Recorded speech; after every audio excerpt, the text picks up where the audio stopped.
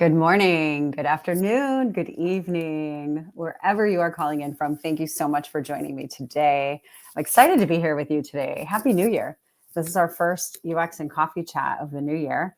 It's already January 23. I don't know where the month has gone, but it's exciting. I'm excited to be here, excited to chat with you all today about some things that have been on my mind and that have been coming up with some of my clients, with some of my coaching clients. I hope you all are having a good start to the year. I know career-wise, the UX field has been really wonky for a bit now. We've seen a lot of layoffs. We've seen a lot of job postings and a lot of hiring, and it's just kind of been going like this. So for those of you out there who are on the job hunt, patience goes a long way. One of the big things that I share with people is while you are job hunting, make sure you're doing other things that are really enjoyable in life, things that are rewarding to you, things that make you feel things that give you self-worth, because it could be really negative if you are on LinkedIn all the time and if you're applying all the time and you're not getting callbacks or you're getting rejections. So it's really, really important to take care of yourself and, self-care, and be healthy and do things that bring you joy. Those may be UX related, they may be career related, they may be not career related, but it is really important to take care of yourself and do things that spark joy. And like I said, make you feel valuable, give you self-worth, things that make you feel productive. Maybe there are some projects that you've been putting aside and it might be a good time to pick them up so you really feel productive. And then the other thing I will just say on that is while you're job searching, my big recommendation is to time box, right? Like don't spend all day on LinkedIn, all day looking at job postings, all day applying, right? You want to definitely time box that so you're, again, doing things that bring you joy and make you feel productive, and you're not just all day applying for jobs. But of course, patience is important. Be patient, keep on applying. I recommend being focused. Sometimes I talk to people who are just applying to anything. And the thing with that is, first of all, your energy is going to be different, right? If you're just applying to anything, I'm open to anything, I just need a job, right? The energy that you bring is different than if you're going in and saying, I want this kind of job, and this is where I'm going to be focusing my efforts on. So your energy is different. But the other thing is your resume, your portfolio, your stories that you bring to those interviews, they're going to be a little washed out if you're just applying for anything, right? So like if you focus on what you want, where you want to go, you focus on those jobs, you focus on those kinds of extracurricular activities, that are job related, then you will continue to hone your story and your content, your resume, your portfolio, your website, the things that you're pushing out into the world will be more aligned to where you want to go. And again, then that comes back to your energy. Your energy is aligned, and that is the version of yourself that you're bringing to the interviews or to your web presence or, to your networking. So on that note, I wanted to talk about networking today. So we talk a lot about networking and the importance of networking. And they used to say, they probably still say this, the best advertisement is word of mouth, right? And they say this for any sort of business. The best advertisement is word of mouth. The worst advertisement is bad word of mouth, right? Like if people talk poorly about a restaurant or about an experience, right? That's the worst kind of advertisement. And the best is word of mouth. And it still holds true. So when we think about networking, this isn't about like friends hiring friends. This isn't about nepotism. This isn't about that kind of thing. This is about genuinely building relationships. When people get to know you, that's who they want to hire. It's a very different experience than just sending your paper or whatever, digital these days, but just sending your paper resume out. And then that is the version that people, their first exposure to you is. Right? It's a very different experience when you're building relationships with people. They get to know your personality. They get to know how you think. They get to know how you respond. They get to know what excites you, because you're naturally building a relationship. And that's one of the things I wanted to talk about today. People come to me often and say, like, how do I network? Like, what do I do? And one of the first things I ask is, well, what are you currently doing?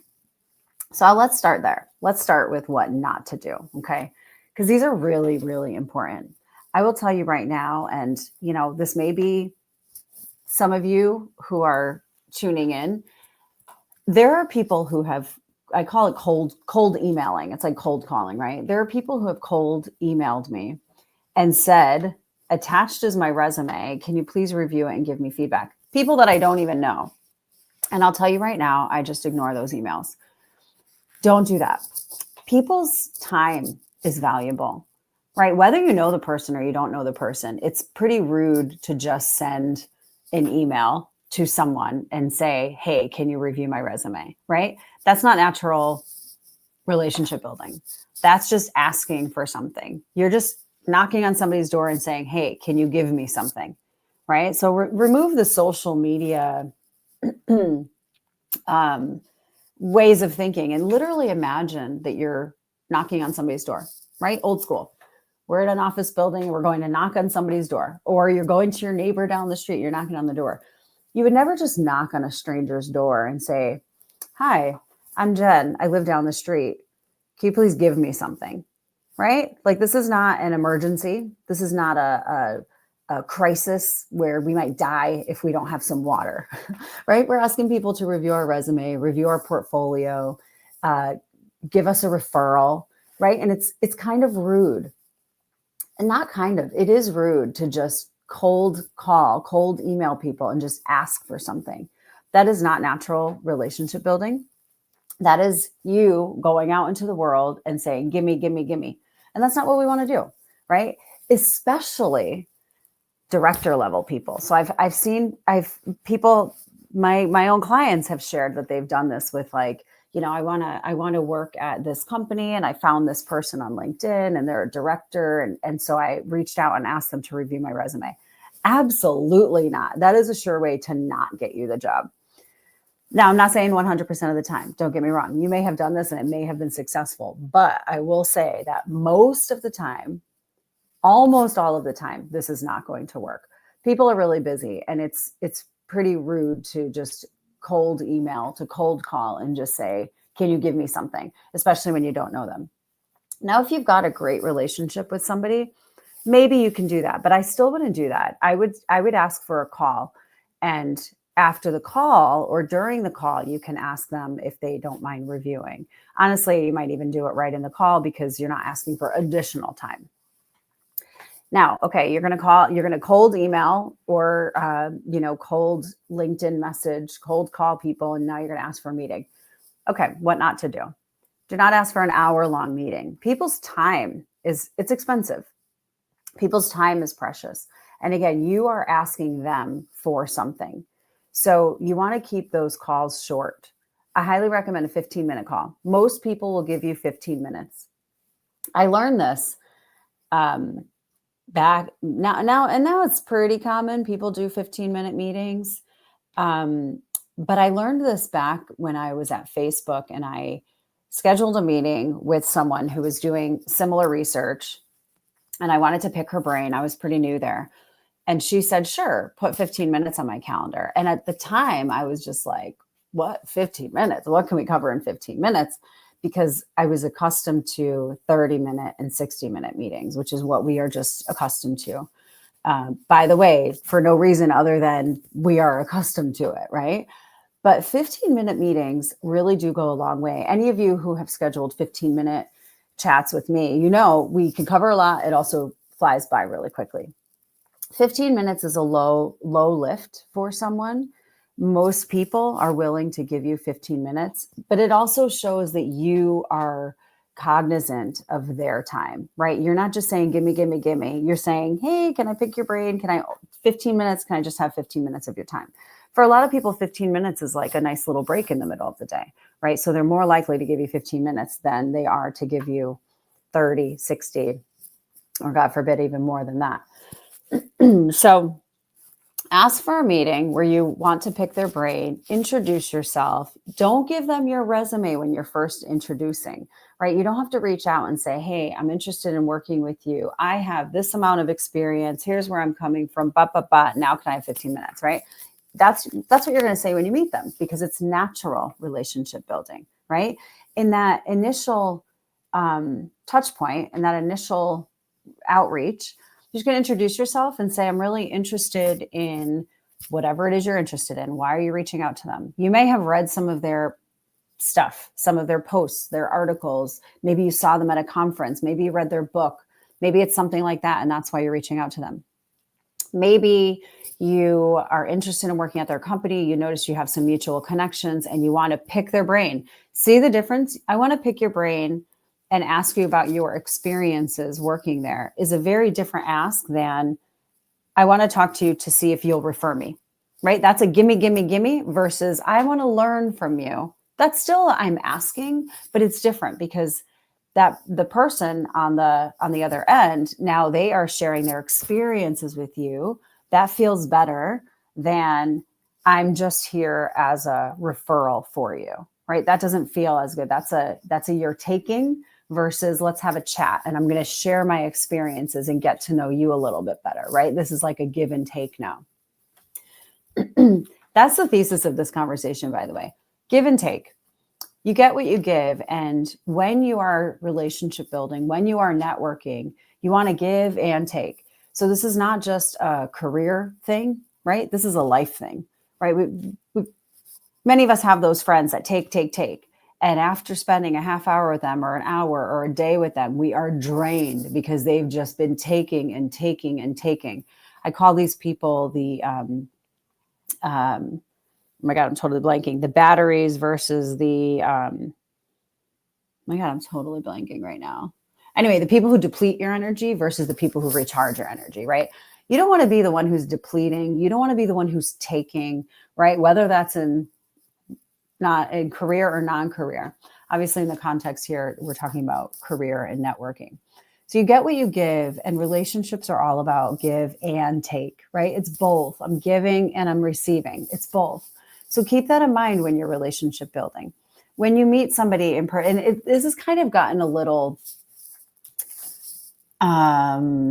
difficult, for lack of better words, but it's gotten a little gray because we're doing so much online these days.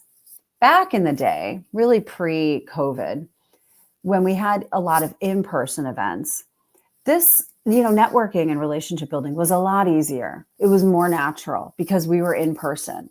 Even introverts who struggled with in-person kind of things, especially actually for introverts, the in-person events were so much better for networking compared to now being on the screen, right? It's like now you're on the screen and it's like, okay, we have 15 minutes, go.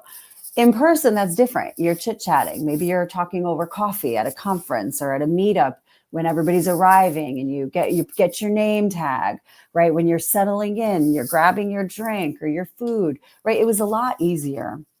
And naturally, it was more natural. It's gotten a little more difficult now that we're on the screen.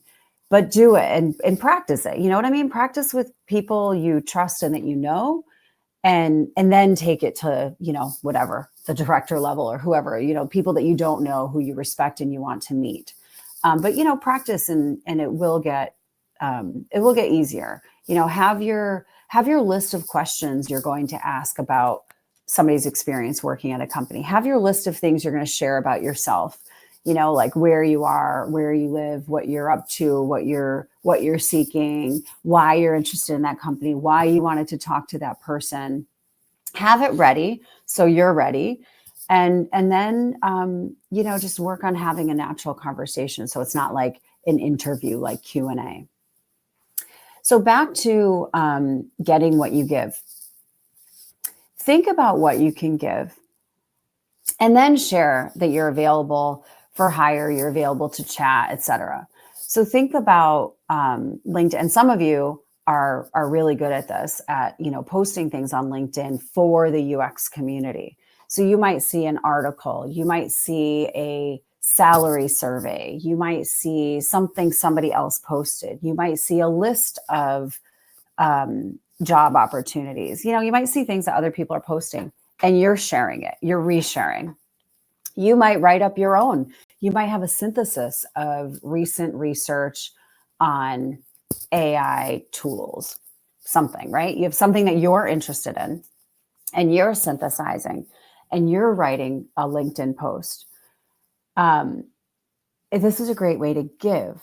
So think about what you can give. By the way, it may not be UX. Maybe you are amazing at Excel formulas, right? Excel and sheets. You're great at formulas and you have something you want to share with everyone. And it could be a quick little thing, right? But you're giving. So think about what you can give and give it. And, LinkedIn is a great place. A lot of people have Medium articles. That's great. Think about where you can share and share. That is showing who you are. That is showing your personality. That is showing something you have to give. And then at the end of your post, you can say, want to talk more about this? Please reach out, right? Or looking for, I haven't thought this one out really well yet, as you can see, but maybe something like, you have a post, you've synthesized recent AI work. And then at the end, you say, interested in talking more about this, please reach out. I'm also currently seeking a UX research role that focuses on AI tools. Please reach out or share if you know somebody who has a position, something like this. But the point is you are sharing, you are giving back to the community. And then you're saying, hey, reach out if you want to talk some more, right? Again, it's like give and take, give and take. You're not just posting, hi, I love AI and I want a job in AI. Please reach out if you have a job, right? That's take. There's no giving there. That is literally just taking. So think about what you can give. Another way to network in the virtual space are to reply to what other people are posting. So we'll use this AI theme right now. Imagine others have shared AI related work and you reply to their posts. Now, again, it's give and take. So think about what you're replying. I recommend something succinct where you're saying like, this totally resonates with me. I've been thinking about this a lot too. One of the things I've noticed, see, now here's the giving. One of the things I've noticed is da, da, da, da, da. So now it's a conversation, even though it's in a digital space. So somebody has shared things you're very interested in, maybe in a direction you want to go career-wise. You're responding saying, yep, I agree, or I disagree for these reasons. And now I'm going to add to it, right? You're adding. It's a natural-ish. I mean, it's in a digital space, but it's a conversation. You're going back and forth. You're not just taking. You can repost things that other people are sharing. That's a great way to, with the person who shared originally, now you're resharing, right? And you can even tag them and say, thank you so much for sharing this. So that's a connection that you're fostering. But then all the people that read it, whatever it is you're sharing, you're fostering those connections, right? I see this a lot with job postings, right? Like I reshare some of you who are aggregators of the jobs. Thank you so much. People who are looking for jobs really, really appreciate those aggregators, but I often will reshare those, right? And I will sometimes thank the person who shared it. So it's like fostering that relationship. Thank you so much for sharing. But then all these other people who are looking for jobs are now seeing all those job postings. I'm resharing job postings. You might reshare something else. Like I said, like articles and things like that. Another thing you can do is send articles to people. So the AI theme, let's say there's somebody who's been posting a lot about AI. You recently read something that really resonated, that's really great, that maybe isn't great. And you send it to that person and say, I just saw this article and I would love to pick your brain on this. Here's what I think. Again, give and take. You're not saying I'm sending you an article, you synthesize it for me. You're not saying, hey, what do you think about this article? Right? Like I'm busy. I'm sorry, but if you send me an article about something and you're like, what do you think? That is definitely not high on my priority list to read it and then go and tell you what I think, right? But if you give me your stance, your opinion, why you're sending it to me, and then you're asking me, to riff on it, to have a conversation about it, that's different. Now you're more likely to get me to respond because I'm actually interested, right? So you want to think about what is of interest to the other person. Again, give and take, give and take. Another thing you can do is tell people you've read their work.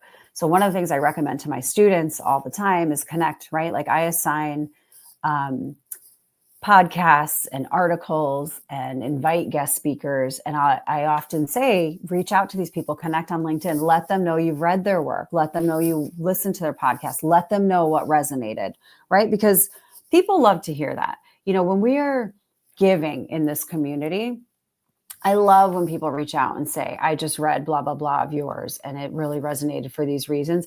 It's very rewarding and makes me feel like what I'm doing is useful. I'm not just writing in an echo chamber. I'm not just writing and sticking my book on the shelf. Like people are actually reading it. It's very rewarding and feels really good. If you've ever taken a class with somebody and years later, that person, that instructor, still their lessons are resonating, you know, reach out and let them know, because it makes it all worth it. You know, I've been teaching now for many, many years. And when I have an older student, a past student, reach out and say, you know, your class was one of the best classes I've ever taken, I'm just like, oh, like it feels so good and really makes my work that much more rewarding. So that's another thing you can do when you're reading things that other people have written. When you've seen somebody at a conference or on a webinar, you reach out and let them know, like, I really enjoyed, I really appreciated your perspective or your presentation or, you know, whatever it was. And, you know, I just want you to know, blah, blah, blah. Here's how it impacted me. Here's how it affected me. And thank you. Notice I'm not even asking for anything. I'm literally reaching out and saying, I appreciate your work. Thank you so much for being here. You know, thank you so much for contributing to the community. It's really impacting me. So in that case, I'm not even asking for something. Again, natural networking, natural relationship building. It's not always take. Sometimes it's just give. You know, I do a lot of giving in my work as a career coach. But same, we all have something to give. So think about what you can give. Okay, another is like a weekly check-in with a peer. So I've got some friends, some peers, and we do these check-ins. Sometimes it might be weekly, bi-weekly, monthly, right? It might be once a quarter, something like that. And these are really valuable, really valuable to check in with a peer and share notes about what we're working on, what's getting in our way, things we're thinking about, right? Like it's a colleague. It's different from like a friend, but it's a work friend, right? A colleague. And I love these. I really love these. It's especially for a lot of us who are working from home, or, you know, again, if you're on the job hunt, you're not doing it alone. There are so many other people who are doing the same thing. So find a peer, find a couple peers. Maybe you have a batteries versus vampires. No, it'll come to me though, and I'll remind you, or I'll share it. Sorry, I'm responding just to a little chat here. Are those batteries versus vampires? I like that. So imagine you have a few peers where you're checking in with, or even organize a group, a small group, keep it small so you can actually be productive in your meetings. Maybe there's like 3 or 4 of you and you meet every other week or something like that, and have these weekly check-ins where you're sharing what you're up to, getting tips on what other people are doing, you know, that kind of thing. I love these. And I have a few of these with different types of peers in my life. Golden rule: give and take, give and take. Do not attend those weekly check-ins or whatever they are, they're bi-weekly or your monthlies, and only take, right? Like I've had some of these before where I feel like it's not a good use of my time. That's really what it comes down to, right? It's like then it's just coaching. If I'm going to meet with somebody every other week and I'm just giving, right? They want feedback every other week and I'm just giving, then this is a different type of relationship. This is no longer give and take. This is me just giving, right? So there's a fine balance there. So I share with you, those check-ins with peers are excellent. I highly recommend them. And remember to give and take. And again, maybe you're giving a new thing you discovered in Gmail, some new feature, right? Like you don't have to think. Sometimes people think like, oh, I have nothing to give. Like I'm just getting started in my career. We all have something to give.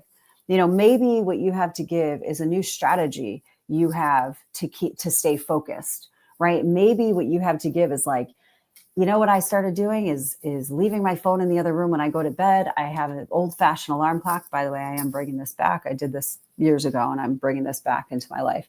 Maybe that's what you have to share. You're like, this really works for me because when I wake up, I'm not looking at my phone. I start my day more relaxed. Then when I sit down at my desk, I'm ready to go. Maybe that's what you're giving, right? So think about it, what you have to give, what you have to share with others, things that work well for you that you want to share with others. It doesn't have to be, getting a job, right? That's like a big give or a big take, but like we all have things to give. So think about it. Okay. Now we've talked a lot about digital here. Now attending in person is still the best. It's more natural. It's really the best. What I love, so I'm going to go back to like when I started off in my career, obviously pre-pandemic, and when the local meetups, there were a ton of local meetups.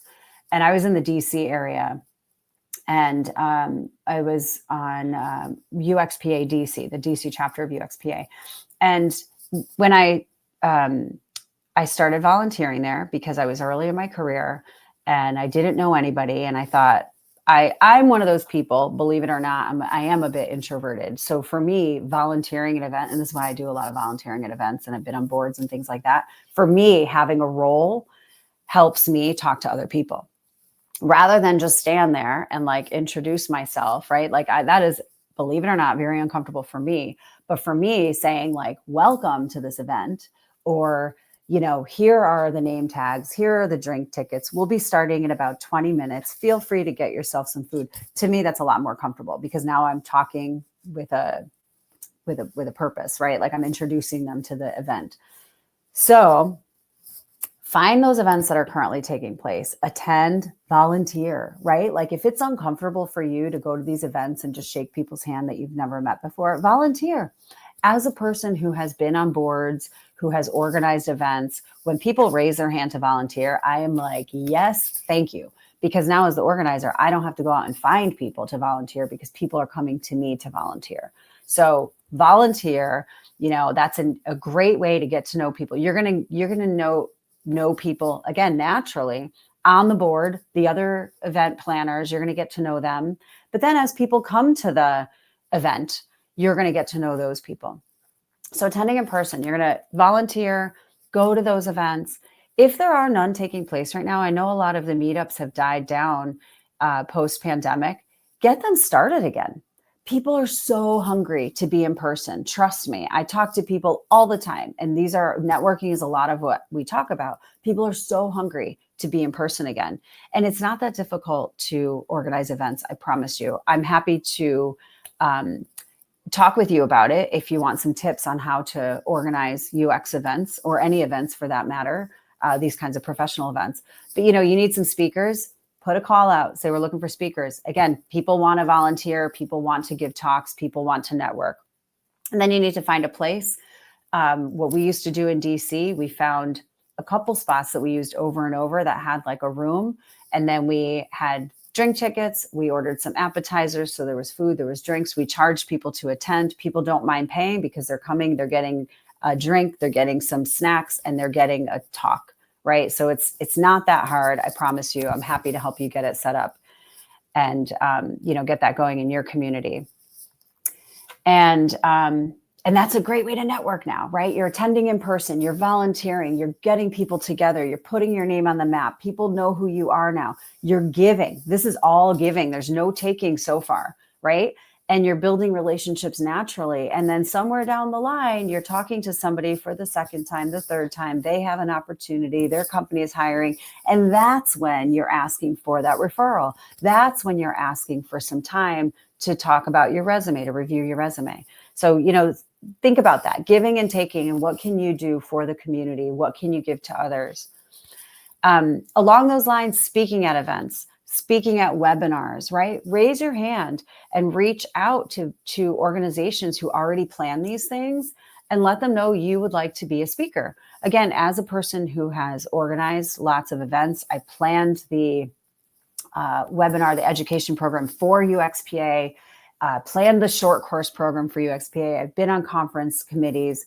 UXPADC, I planned the monthly meetings as a person who has organized lots and lots of professional events. Whenever somebody raised their hand and said, I am interested in giving a webinar, I'm interested in speaking, 9 out of 10 times we had a slot for them. So this is different from like a big conference, but like the local meetups and webinars and things like that, more likely than not, they will be grateful that you are reaching out and raising your hand to speak. And again, if you don't think you have something, you're still early in your career, maybe you organize a panel. Maybe you are finding 3 or 4 experts who can come and you are the moderator. Maybe you have one expert that you want to team up with. You like what they've been working on. You have something to add to it. You have some questions. Maybe that person you say, I'd like to organize an event and I'd love for you to be a speaker, right? You could definitely do that as well. So I know we're at time. Thank you so much. The time always goes by so quickly. Thank you for joining me today. I hope this was valuable to you. Please reach out if you want to talk about any of these things. If you have additional tips for networking, please do reach out as well. I love to talk about these things. I love to help other people in their careers. And, I'm sharing things that have been successful for me and for people in my network, and things that I continue to talk about with lots and lots of people. So I hope this has been helpful for you. Thank you so much for joining me today. Happy New Year again. I'm spreading you lots of good energy, lots of good juju for a wonderful, wonderful 2025. And I'll talk to you all soon. See ya.